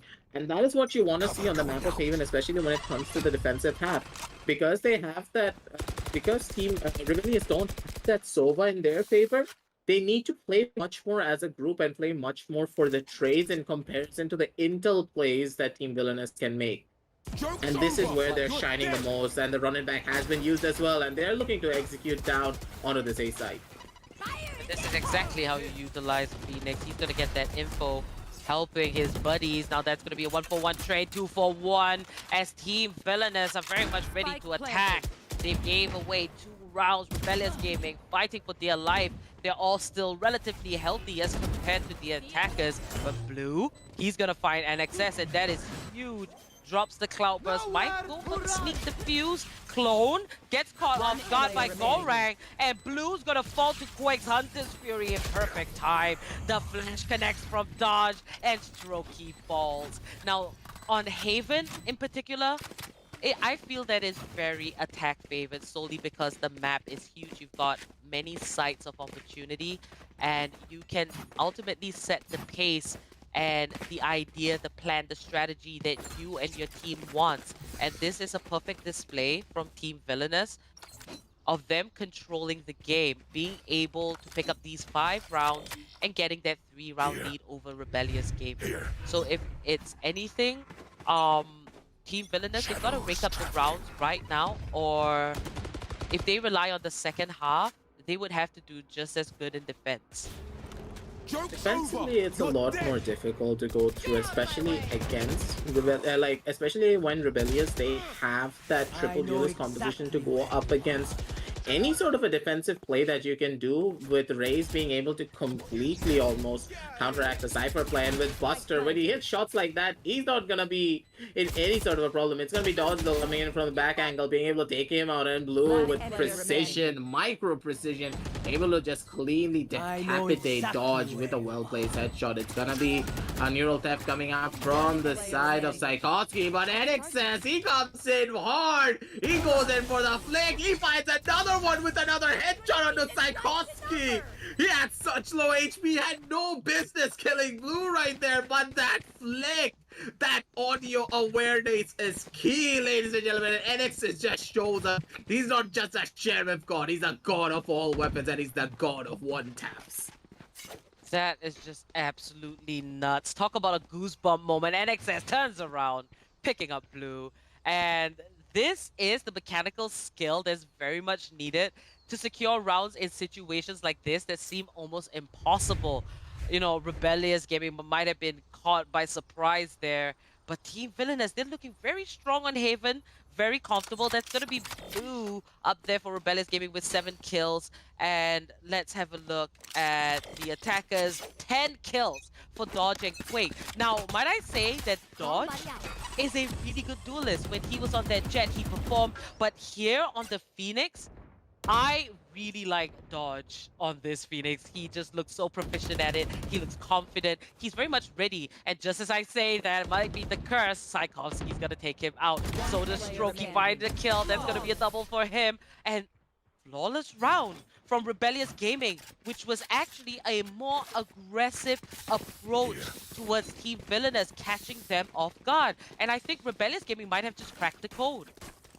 We understood what, and I was stating this before as well, of what Rebellious need to do. They need to play a lot more aggressively, take the fight to Villainous, and catch them off guard time and time again. Not push in too deep, but play for a lot of the off angles, so that Villainous, they're going to be forced to use a lot more of their utility to try and flush you out of your corners, while you yourself are still going to be able to get back out and get back into the site when they're going to be executing. But when they're going to be executing, they're not going to have a lot of utility to work with, and that is what you want to see coming out from their side. It is going to be Tchaikovsky taking the peaks for official Buster, but Buster, he's chilling out on the back angle, and Dodge, he's not going to be checking his corners. He does get caught out. Tchaikovsky chimes on onto another one. He's able to take out Quake, but Buster going in for the spray onto NXS does not connect. And ladies and gentlemen, NXS is able to survive, but Clone, he's able to take out Vision, moving out onto the backside. But NXS, he's looking for blood. He's going to be trying to find his own Clone, but Clone, way too quick with the headshot, is able to take out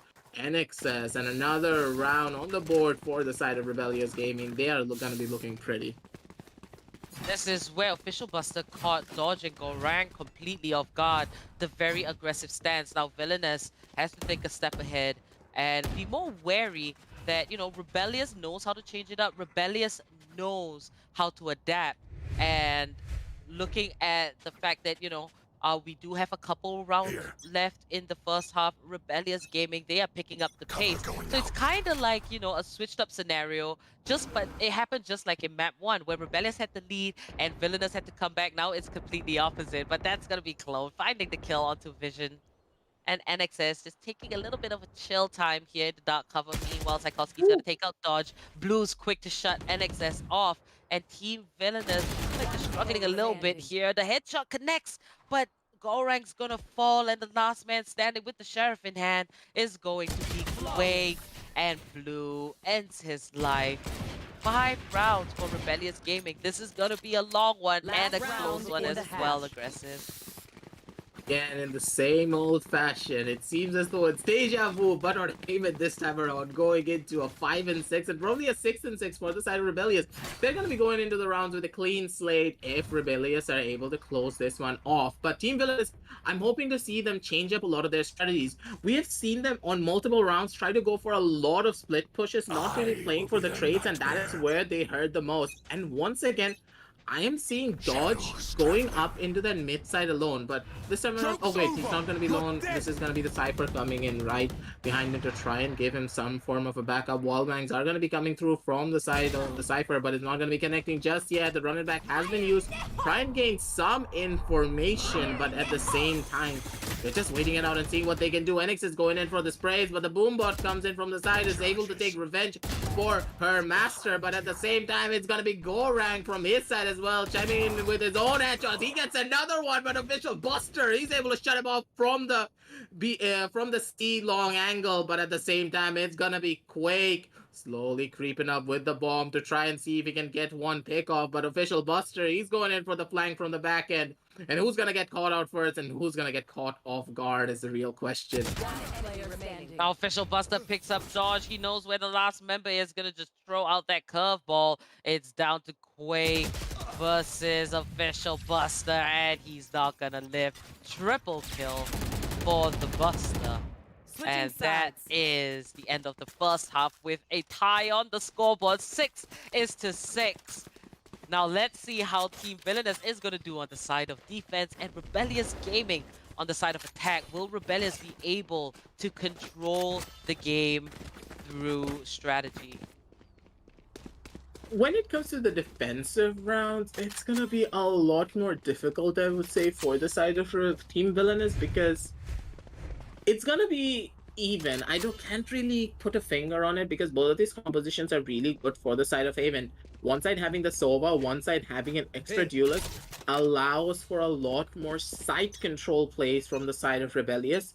And Team Villainous can play much more for the retake if the Cypher is able to survive and get at the bare minimum 1 or 2 kills before he does go down himself. But Dodge is going to get tagged down to 13 HP with a well-placed headshot coming out from Rebellious Gaming, and he needs to start backing off as much as he can. NX says though he does have his trusty little Sheriff once more to try and go in for the one taps, but Gorang, he's the one to answer the first blood. He's able to take out one onto Clone, and Dodge trying to take the peak, but Blue, he's already going to be able to shut him down, and the B side has been stormed into, but NX says he has his trusty little Sheriff and Vision on his side as well. They're not going to be worrying whatsoever, but Rebellious Gaming, they have control over this A side, and that split push worked beautifully. Indeed, Rebellious Gaming, 2v4 situation. They're in the post-plant position. Tchaikovsky's gonna take down Vision, and the flash comes out. Gorang, Tchaikovsky! It's down to both of them, and Tchaikovsky's gonna come out on top. Rebellious Gaming find themselves finally in the lead with 1 round over Villainous. That pistol round really count, and ultimately they can carry this small advantage into the next round with proper buys, and with the right moves, they can definitely secure the second lead. They can definitely do it indeed, but at the same time, think about it like this. The way that they played this pistol round, going into a 2v4, Oppo, it was beautiful. Official Buster playing off of a flash, taking contact first, making sure that Tchaikovsky is safe. And Team Villainous are probably thinking that he's somewhere on short. He's not even close to us because he didn't take the peek with official Buster, him taking the brunt of the damage allowed the entirety of Rebellious. Look, he allowed Tchaikovsky to play off of his contact and catch both of the remaining members off guard. Chiming in with those headshots, we know he has amazing aim to take those kills. But it's gonna be Clone being able to catch out a very aggressive Gorong coming in from his side, as he's gonna be lurking. And the last few remaining members of Rebellious are able to clean up house with their own shots. And I would say a decent eco round coming out from the side of Team Villainous. Now, Rebellious Gaming with a 2-round lead over Villainous. If they do keep that up, it does look like a potential 3-map game. Villainous just looked so dominant in the beginning, but Rebellious now, they've got the fight because they need this map to stay in the running in this competition here. And, you know, they don't want the next plan, which is to go down into the lower bracket. They want to win right here, right now. And Dodge is going to take a more aggressive approach now with the full buys. He's going to pick up Clone. Gorang is right up with him. He's going to dash onto Paranoia and fight to the death. Dodge and Gorang, they find a kill for themselves. And that is Strokey falling. Dodge is not happy that he was the first to die in the last round. Coming back with this vengeance. And Buster's going to drop the flash. He sprays, but Dodge manages to run into safety. And he picks up a total of a 4K. Flawless round for Team Villainous. The moment they got their hands on the goods. Team Villainous, when they have those guns, they are gonna be looking scary. And Dodge, he's at the helm of it all. Dodge chiming in with his own shots. And the way they push the mid, Haven is one of the few maps that I would say you should play hyper aggressively on the defensive side. Do not wait when it comes to this map. When you take your fights to your opponents and you're able to switch up the strategies, one time playing defensively, one time playing aggressively, knowing that your opponents love to take the mid control, take the B control, to go into Garage, maybe go into B Link, trying to go into either one of these sides, you can play it to your own advantage by playing in a much more aggressive manner, catching them off guard, making sure that you cut off any forms of rotations. And that is what exactly Villainous did, allowing them to come out on top in this engagement.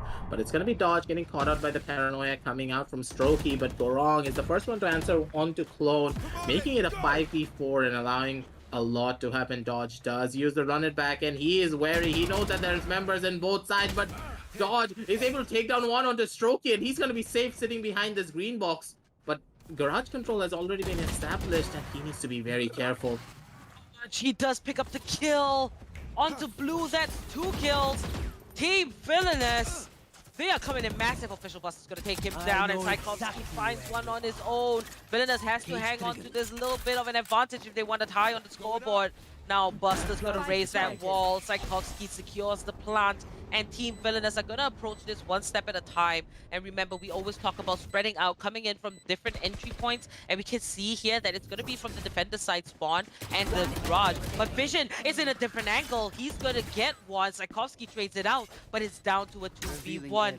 And Quake tosses out a dart, and NXS, he's going to pick up that last kill, and it's back to even Steven. Rebellious and Villainous, they never let us down. They are showing that they're fighting as hard as they can, and it is no coincidence that even here in the second map, it is a close tie. And that is because, you know, I feel that, yeah, both these teams, similar background, similar successes, and I think this match might ultimately set the score. I completely agree with you on that, because the way these teams are playing, this is, as I keep on saying, this is just deja vu coming up from the Ascent map. They're just going in, they're trading rounds every single time, and this is not good for the economy. I say this over and over again. One team wins, another team wins, and official Buster is like, oh wait, I'm winning this time. I got that headshot, and I'm gonna tap you away. He's able to take him down, and one gun goes already in the favor of the side of Rebellious Gaming. And Buster, he does have the run it back available to try and take some form of side control. And he's going to be looking pretty slowly creeping forward onto this B side, getting ready to go in for the plays that he needs to do. But at the same time, it's going to be NXS. He has that Grenade ready for his side. Official Buster does use the running back. Does find one on the Quake. He finds another one to Enixon as well. 3 kills for the side of Official Buster, opening up the entirety of the B side, leaving only Vision and Gorong to go in for the retake. But Buster, he gets a 4K. He's looking for that ace. He's gonna be sprayed on away, and Gorong, he's waiting out inside of that back corner, and an ace coming out for Official Buster. He's busting down the entire doors of Team Villainous's house, and he's looking pretty and strong. Oh, that's so well said there, Aggressive. Official Buster. I felt that this is the Buster that we have been kind of waiting for. Just fragging out of his mind, doing official Buster things. And then again, you know, him on the Phoenix, almost unstoppable, but he's able to secure this 1-round lead for his team single-handedly. But, you know, we like to think that, you know, his teammates, they give him that information as well. Really good for the side of attack, and Rebellious Gaming, they are doing their best to set the pace. Now, Team Villainous, they're pretty spread out. I do like the formation that they are in. No matter where they are, they can get that information. And Vision! How can you do that? He takes out Official Buster's head. And that is going to be a man disadvantage for Rebellious Gaming. That is what happens when you ride on a bit too much of a high horse. Vision is like, sit down, boy, sit down. I know you got that ace, but at the same time, I got a sheriff in my hand and it has your name written on it. He just goes in for the peek and one taps Buster out of existence. And that is real scary when your team has that much potential on their side. No matter how much confidence you have, you cannot ever underestimate your opponents and their abilities. And Vision just showing us that it's gonna be the Silver Recon Ball coming out from the side of Team Villainous to see if they can gain any form of information, but there are no guns to work with for their side, as these were so many back and forth rounds. It's going to be really difficult to work with. Quake, though, he's going to be able to take first contact on the Strokey, and he does find it with a well-placed headshot, and it's going to be Enix coming in from the backside, and Vision taking it on 2 as well as they push onto the B side. Not going in for the rotation plays was the mistake of Rebellious, and they paid a hefty price for it, going down one round on the board, making it even Stevens once more. This is the confusing part. You know, 1 second you see Rebellious Gaming pull off something so massive, and then the next moment it's going to be Team Villainous. Now, both these teams, they're very unpredictable, but one thing that they have consistent is that they are a top-tier team. And, you know, Team Villainous being able to bring it back, that is definitely going to help them. Rebellious, we can see the fight because map 2 is significantly more important for them to stay in this running for to qualify into the semifinals. But Team Villainous, they could close it here, right now. But it all depends on if they can read into the movements of Rebellious on defense. Now, I still feel that defense is slightly more difficult, especially once the spike is planted. I do feel that the sights are angled in a way that going in for retakes is a little bit tricky. And if your post-plant positions are really good, you'll be able to stop any kind of defender that is trying to go for your spike. So we'll see how this one is going to pan out. Let's pull up the scoreboard, have a look at everybody. And we see Official Buster there, 18 kills. That ace definitely did its job. And, you know, just behind his dodge. So, you know, the Phoenixes are doing a lot this game. Golrang is going to be up there with dodge. And that is, you know, that just speaks volumes on these players. Do you see anything here worth noting about Aggressive? When you look at the scoreboard, I have to give it to the entirety of Team Villainous. They are fighting tooth and nail to go up against Rebellious. No one is really having a one-man show, and they're all putting in a lot of effort. But from the side of Rebellious, I can see Buster just fragging out of his mind. He's like, I gotta go in and I have to frag out of my mind, and that's exactly what he's doing. And his team is supporting him as much as he can, carrying the momentum that Buster is bringing down to the table. He is one of the best entry fraggers that we have seen coming out in this entire series. He's that X factor that if Buster gets one kill, you know for a fact he's gonna get a second kill as well. that is what Bruster brings down to the table. And every single time we move forward in a lot of these rounds, that's what we see coming out from him. And from the side of Team Villainous, we see a very different Team Villainous this time around, because we see them actually go in for a much more different approach to a lot of their gameplay styles. They're playing much more as a team, relying less on raw mechanical skill, relying less on the micro plays and much more on the macro plays. Them swarming sides, them peeking together, them setting each other up with a lot more of the recon bolts, a lot more of the trapwire, cyber cages. Everything is being used to further the team's potential instead of a player's potential instead. These are like two ideals clashing off against one another. That is why we're having such a close match. One team excelling at the fact that they're going to be playing aggressive, they're going to be fragging out of their minds, while one other team is going for a much more larger scale macro play. Both sides are extremely refined, and this is just a head-to-head battle of those refinements. Indeed.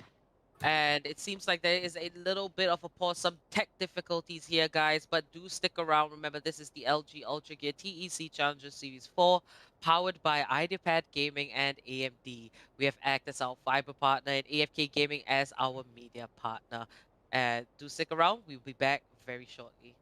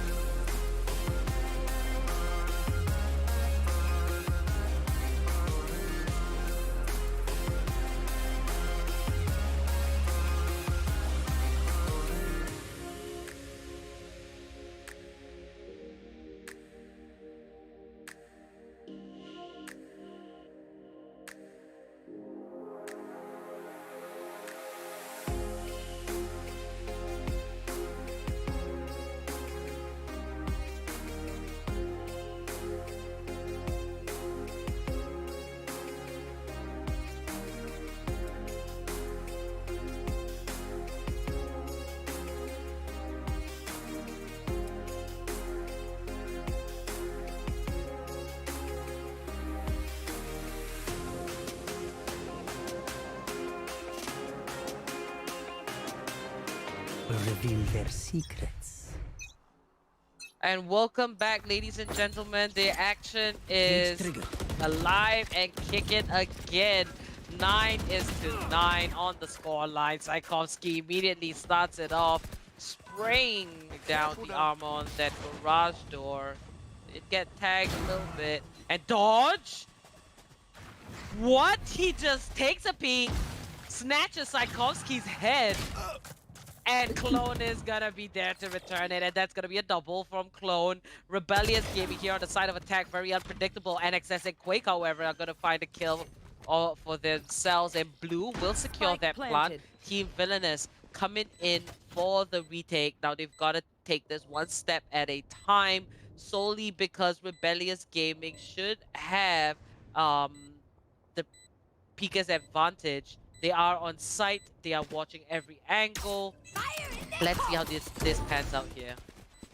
This should be panning out in the favor of their side, but it's gonna be Blue going in for the dash in from the side. Buster is able to take out one, but with two more remaining members from the side of Team Villainous, they're not gonna be cleaning it all up. There was a good dodge from Blue, but when you use all of that utility to go in from the sides and from the side of Team Villainous, just as I say it time and time again, it seems like a much more coordinated team. They all pushed into the side together. They were able to clear the angles. They know exactly where to look, and they used the momentum that NXS brought down to the table with a showstopper to go straight in, being able to take a lot of those kills. And Buster, he can take down one, but he can't take down three simultaneously. And Vision was able to capitalize on that factor, being able to take it to a 10-9 moving forward. They're going to be looking strong, but Rebellious Gaming, they're not playing for the rotations. And again, I have to keep on stressing this. This map is based upon rotations, and them not using this is going to hurt the most. Yeah, I agree 100%. You could have said it better. And that's going to be Rebellious Gaming, though, however, not wanting to do any rotations. They're just going to take them out. What? The spike is not even with them. That's a flawless round. 3K for Clone. They're like, okay. See, this is where, you know, there's a dilemma. It's like, okay, Team Villainous, you know, they're looking strong, and then Rebellious Gaming goes ahead and does something like that. Unpredictability at its finest, aggressive. This is like a strategy, I would say. They're like, okay, throw the spike at base. If we lose, we lose. Boys, let's just frag out of our minds. They just went in, and Clone literally flew from garage straight into the CT angle, being able to catch Vision off guard with its fast movements. It all just goes to show how amazing these players are. And when it comes to raw mechanical skill, we all know how dangerous Team Rebellious Gaming are. But NXS, he gets that first shot off with that operator, but Gorong, he answers back his own as well, making it a 2v5 with Dodge taking that kill from his side as well. It's gonna be NXS slowly creeping up on the back angle, but Blue, he takes that first shot with the Vandal, is able to take NXS's head clean off, taking it to a 2 versus 4. Still very much possible, but difficult indeed, with the spike going down on the C long side. Now Clone does see the firewall, and the flash does connect. Clone does get away, but 2v4 situation. There is a bit of time to work around Team Villainous. It might just be overtime, because this is, you know, a real seesaw scenario here. Now Clone has the showstopper. He's gonna bust it out, and it does pick up the kill onto Dodge, but that just means there are 3 more members to take down. Now the clock is ticking. It's gonna be less than 30 seconds to pick up that spike and get the plant down. left. It's a 2v3 situation. They've got to be quick. Gorang is right around the corner, 33 HP. He might just be able to sneak behind them. Gorang, he finds one onto Clone, and he's gonna He doesn't have time. the paranoia out. Blue is gonna pick up that kill, 10 but seconds with left. only 10 seconds left, Blue does not have the time to plant that spike, and this round is going to go over to Team Villainous. A perfectly executed round coming out from the defense. The way they played it was so strong. Them sending the spike with Buster was a bit dangerous though, because that spike going down on the C-long angle made sure that Team Villainous, they had complete control over it. Even if you're able to take down one member or so, Gorong, he is an omen. He can take a lot more of those forward angles and not be afraid of it. He has his smokes, he has amazing aim, he has everything that he needs to hold down this spike, even if one member does go down. And and they wasted quite a lot of time when trying to wake up and group together. Sometimes in these situations, I hate to say this as well, playing as a team is always not going to work out. You need to make your own individual plays. And if Clone was able to step up in that situation, they would have had the chance going up against the clock. But just as I say, the Buster comes in from his side as well, being able to take out his own clone, being dodge and vision. He's looking good with the operator. He's able to find one on the blue. And trading it out, making it a 4v4 is going to be them. But Gorong tries to go in for the shots. But this Seaside and Rebellious, this is like an absolute love story in heaven. Team Villainous losing 2 members, Rebellious Gaming only 1. Attackers, yeah, it's probably gonna be 11 rounds for Rebellious, solely because of the pattern. Oh Glow gets a kill, but Quake and the Hunter's Fury picks up 2. Team Villainous, they're coming back from what seemed like an impossible situation. Quake, he's gonna fight a triple. It's down to a 1v1 between Strokey and Quake. He's gonna make his way onto site. And the spike has yet to be planted. There is the ultimate from the Omen. He plants it onto the A site. Quake is making the rotation, but going very slow and steady. Strokey, he does get the teleport right up there into heaven. Now, how is Quake going to approach this? Strokey might have the hand above, but Quake, he does fall to Strokey, and that's going to be Rebellious Gaming picking up their 11th round. Wow, that was a great double kill with the Hunter's Fury, and you know, Strokey there just kind of outsmarted. You know, he caught Quake completely off guard, and that really saved Rebellious Gaming that round. So Thank you. both these teams, yeah, they want war. They want each other's heads, and they are fighting to the death. At this point, it's just which team has the better stamina, concentration, and consistency. That round, in my eyes, was just Omega stupid, because what was that? Team Villainous had no business winning that round, but oh my god, Dodge, you were able to take out 2 with that hyper-aggressive push. You had no business doing any of this, and it's gonna be Goran going in for the shots on the Strokey, but the shots do not connect just yet. And Team Villainous, they're gonna be going into it in a 3 versus 3 with a bit too hyper-aggressive pushes coming out from their side, but being able to take out those 2 members is gonna make a lot of difference indeed. With the 2 entry fraggers down, being official Buster being the only one remaining, Alexis does go in for the plays from his own side as well. Uses the grenade to try and slow down any sort of push coming out from the A-long side. But at the same time, it's going to be Buster trying to push in straight through the mid-angle. He does get spotted out by the recon bolt coming out from the side of Quake. He's just going to be waiting it out, seeing what he can find at the bare minimum. But with the Cypher still alive for the side of Team Villainous, and NXS, he does spot out the last 2 remaining members, tries to go in for the peek, he's put in for the shots. The shots don't connect just yet, but it's gonna be a fast push coming out from the entirety of Rebellious Gaming. They're gonna be taking side control real soon. And Buster, he only has 1 HP, but the runner back has been used to replenish that HP and take side control once again for the side of Rebellious. Spike planted. Now the spike is ticking, and it's up to the defenders to go for this retake. Vision, he is on site. That spy camp is going to spot him out, remove that tracking dart just to be safe. Quake is spotted by official Buster. Vision here, he has managed to sneak his way on site, but that's going to be a trade. Quake gets the kill. It's down to this 1v1, but a pistol versus a rifle. He does get a pickup. Will Quake clutch this one more time? He's waiting. He sprays, but there isn't any time. Quake runs for his life. The spike is about to go. Boom. And this is going to be a round for Rebellious Gaming, picking up match point. And all the more it makes this next round so crucial because Rebellious Gaming could secure map number 2 and stay in the running in this competition. Or if Team Villainous fights it out, they'll bring it to overtime and wrap this quarterfinals up. Quake, I think he should have just stuck the spike at that point, because with the spike such low time remaining, if he just stuck it, I'm pretty sure that Buster wouldn't have taken that peek, because Buster being that type of player, he plays it calculatively. He plays on a much more calculated aggression instead of pure aggression. And that was still such an amazing round coming out from Rebellious to take that control of mid. They had the man disadvantage, but still they worked on it. They worked together to be able to find a dodge, though, using the run back to gain some information, knows for a fact of where the Cypher is coming out of that backside. But Clone, he answers back onto Gorang, being able to take the seaside once again, and the love story commences once more.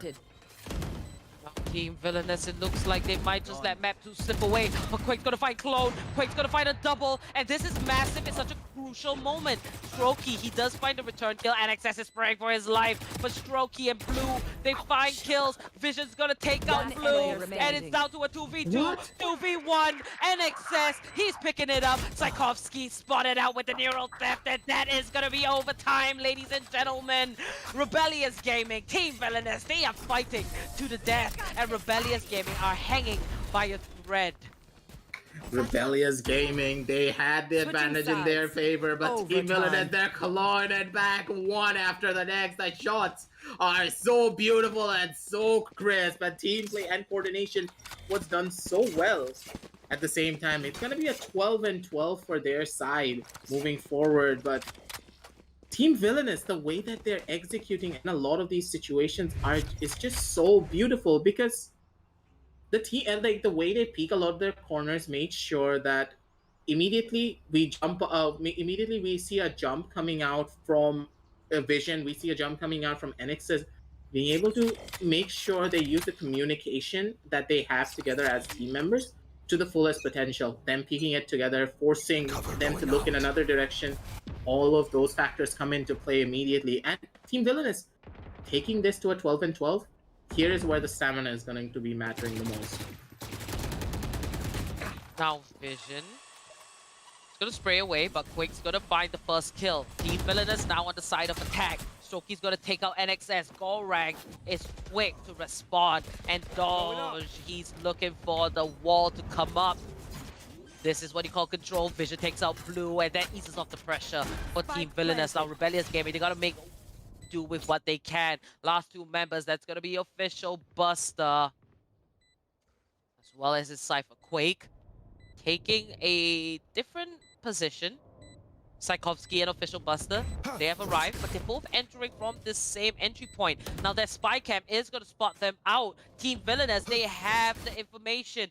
Those are the curveballs, and Official Buster does flash himself, but dodge here, right around the corner. He's trapped in between. Official Buster's gonna pick up 2 kills. It's all down to Quake. He fires the shock dart. What a turn of events! And that is Tchaikovsky! Rebellious Gaming! They get the next round. They have that in their favor. An Official Buster, he had no business winning out this round against the side of Team Villainous, but they are gonna be looking good moving forward, because the way Rebellious were able to retake this round using the Cypher as like a bait for Official Buster to take in a lot of these peaks, allowed them to take a lot of these aggressive plays away from the side of Team Villainous. Yes, they tried to play it as a team, but they went in a lot for in the individual picks instead of playing it from the long side. When you plant on C, you always want to try and give up side control and play in such a way that you just plant the spike on long. You have the Sova, you have the Cypher, you have the guns. Just go in for the sprays and hold it from the back angle. And then not doing that allowed Rebellious to take that round away from them. Going in from a 3v2 down to a 2v0 immediately into a spike defuse, that should not have happened. And Rebellious, using the mistakes that their opponents made to their fullest potential, was able to take that first round away.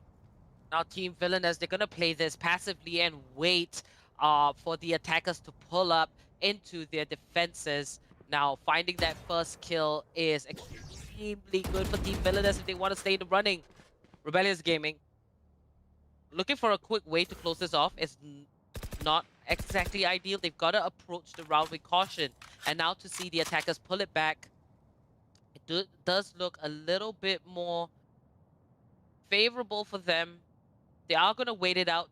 They might just attack in the last moment. And Team Villainous just waiting very patiently. Dodge.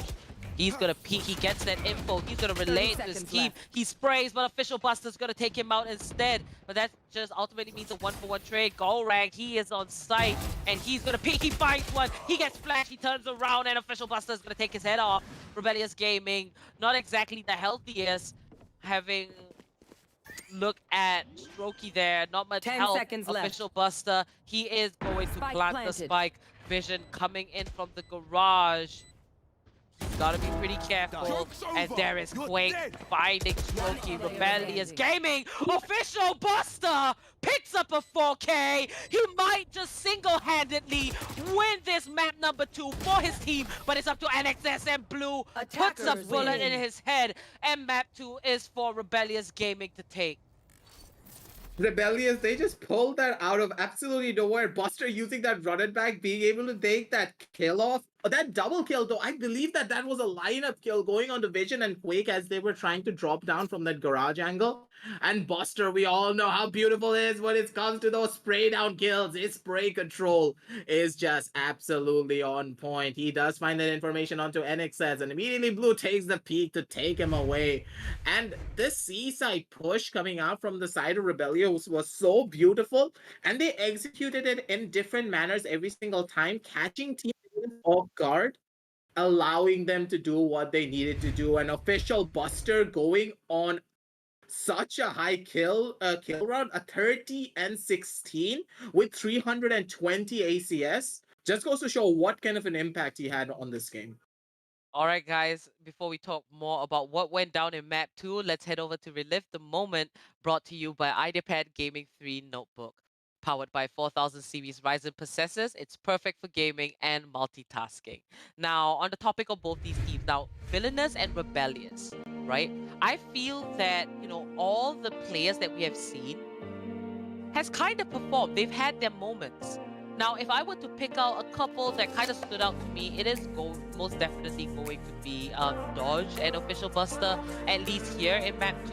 These Phoenixes played out of their mind. Both teams had a very different approach, and it seems like Rebellious Gaming, with their 3 duelist setup, they know how to work with it, and they managed to take this map in overtime. So it was still a very close game, 14-12. The first map, it was 13-11. You know that both these teams are really equal in skill, and that just makes it really juicy. So what it's going to come down to is moving into map 3 to ultimately settle the score, and I am looking forward to it. Do you have any takeaways here, Aggressive? I just want to see what they bring out on the next map, because there is nothing much to analyze. These teams are just so neck and neck. It all comes down to the individual and the micro plays that they make in the long run. And Rebellious, they were able to hold strong, and they were able to have much more stamina in comparison to the side of Team Villainous. When it came to those overtime rounds, they just pulled out something else out of the hat, and they're like boom, boom, boom, headshot here, headshot there. We're just gonna close it out. This is our map, and we're gonna take it. And they're gonna be forcing everyone going on to Bind. And Bind being one of those maps that we know for a fact of where Rebellious, they're the most comfortable. All right, congratulations once again to Rebellious Gaming for taking map number 2. What a comeback. So this means that Team Villainous has 1 point and Rebellious Gaming has 1 as well. It's all going to come down to map number 3 in this best of 3 in the quarterfinals upper bracket. So don't go anywhere. Do stick around. Remember, we have a massive sale on LG monitors, and do follow our socials. Links are all in the description. And you know the drill. Like and subscribe, and do click that bell icon so you get notifications whenever we are live, and you can catch all of your favorite teams. So without further ado, we're going to prepare for map number 3, which will be on Bind, and we'll see you guys very shortly.